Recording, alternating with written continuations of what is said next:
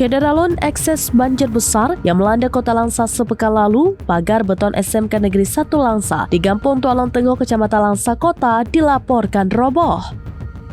Pagar beton ini roboh sepanjang puluhan meter, persisnya di bagian belakang sekolah karena dihantam air deras yang merendam SMK Negeri 1 Langsa tersebut. Amatan di lapangan, pagar beton SMK Negeri 1 Langsa ini roboh atau patah ke bagian belakang batas dengan persawahan warga di daerah sekitar. Selain itu, sekolah kejuruan yang dulunya bernama SMEA ini juga dipenuhi lumpur yang mengendap pasca banjir yang merendam sekolah ini. Sementara PLT Kepala Cabang Dinas Pendidikan Wilayah Kota Langsa, Salamuddin SPDI MPDI, kepada senamnews.com membenarkan pagar SMK Negeri 1 Langsa ini roboh diterjang banjir.